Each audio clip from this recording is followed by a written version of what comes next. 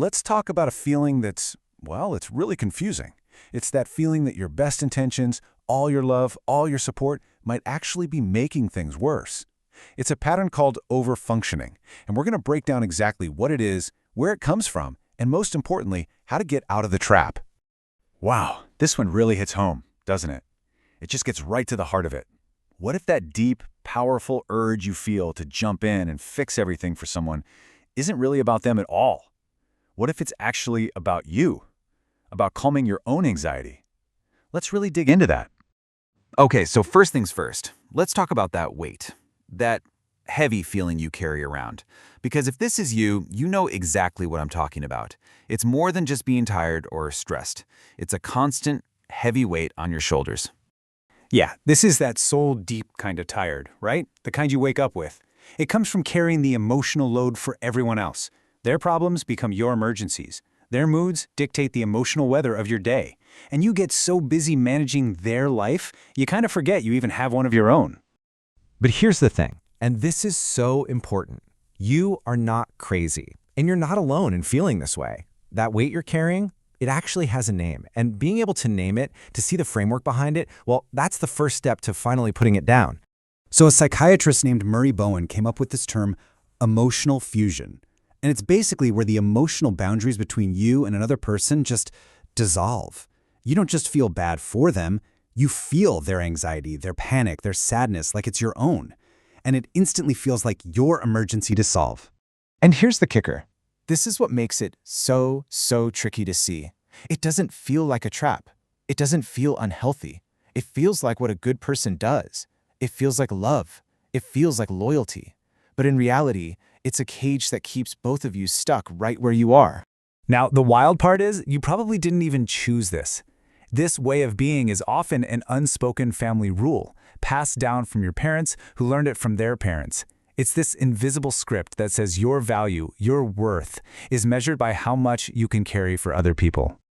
All right, now we're getting to the really tough part, the core idea that might be a little hard to hear.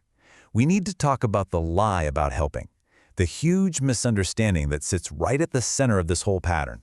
See, it's a system, a perfectly balanced, closed loop.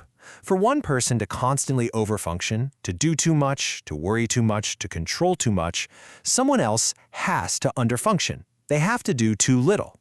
The two roles create each other. One literally can't exist without the other. And this just lays it out so clearly, doesn't it?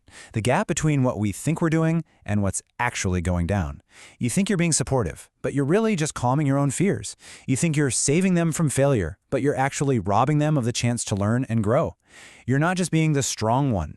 You're accidentally keeping a whole unhealthy system alive. Just let that one sink in for a second. Read it again.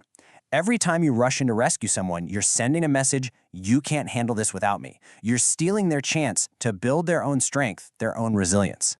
And this system is sneaky. When things get really tense between two people, they'll often pull in a third person, a kid, a mutual friend, to stabilize things.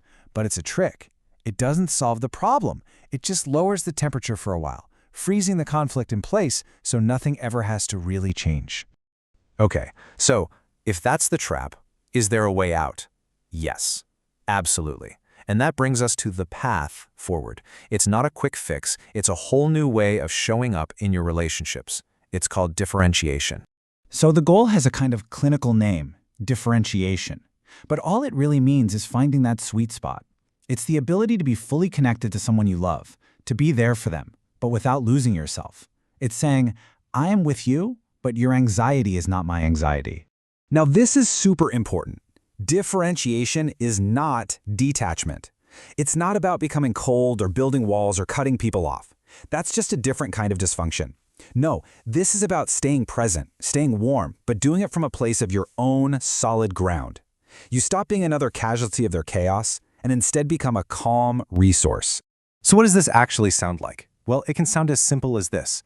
This sentence, it's a gift. You're handing responsibility back to them, not with anger, but with confidence. You're telling them, I see the strength in you, even if you can't see it right now.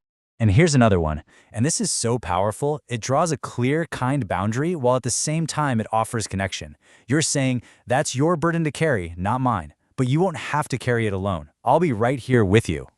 All right, we have to talk about the hardest part of this whole thing. Because when you stop playing your assigned role in the family drama, you can't expect everyone else to just applaud. The system will fight back. You have to be ready for the pushback. Bowen called it change back pressure. Think of your family system like a home thermostat set to 72 degrees. It wants to stay there. If you try to change the temperature, if you try to be less anxious, less controlling, all the alarms go off, and the system does everything it can to force things back to the way they were.